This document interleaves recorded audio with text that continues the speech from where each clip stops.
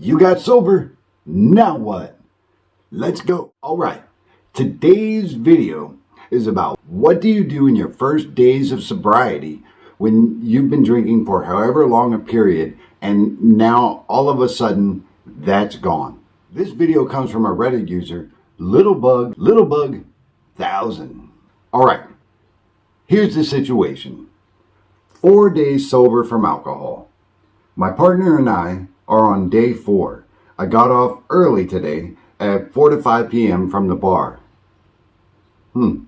Had absolutely no idea what to do. No one tells you how baffling it is when you get sober that you'll have no idea what to do.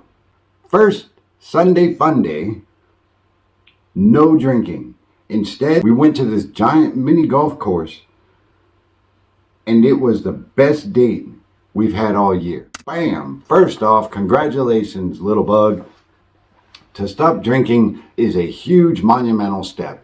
And you're right, nobody gives you instructions of what to do when all you used to do was drink. Given that you work at a bar, I can understand your frustrations and how it might be a conundrum in order to be working at a bar and not drink.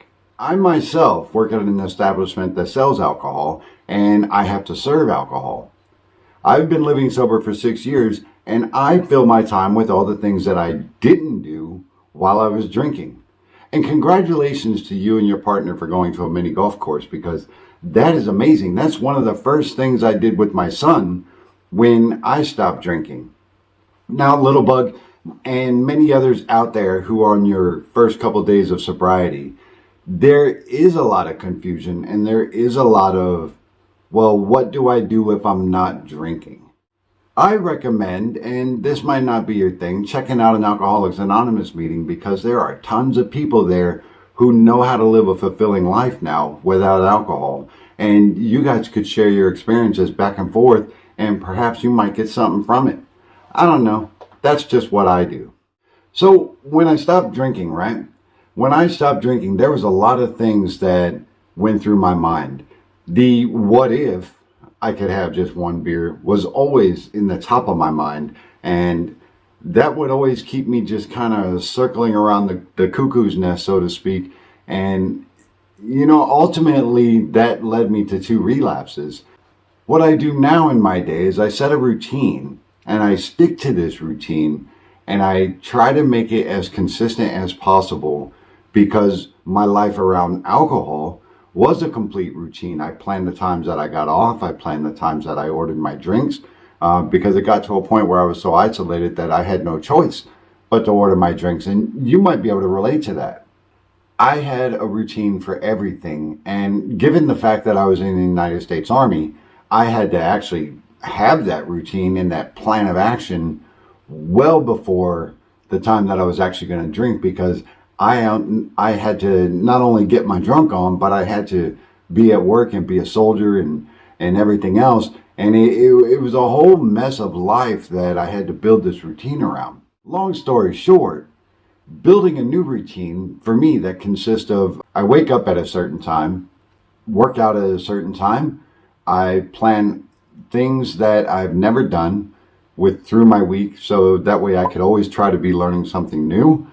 I reach out to other alcoholics and addicts who are going through recovery and or who are living in recovery to see what they're up to and to see what kind of ideas they have that I could fill my time with, and also find fulfilling ways that need for the alcohol or the need for the drink or drug, depending on what your situation is, will become something of the past and in the background. Now, never forget that you're an alcoholic or addict, if indeed you are, because I don't know if you are just reading this, Little Bug, but never forget that. But don't dwell on it. Don't dwell on the things that happened before. Try to keep moving forward. And that's where, for me, the 12 steps of recovery came into play. The way I live my life is through those steps. It might not apply for you, but if you are in your first days of sobriety and you are in, early recovery, try to get a sponsor, someone that's going to help hold you accountable to the fact that you decided to live a different life and you now have the choice to drink, to use, or to not use and to not drink. That is a luxury in and of itself. And I congratulate you guys who are taking that step, because I know for 23 years of destructive drinking that to have the choice today not to drink is absolutely a blessing. And I applaud everybody who's doing this.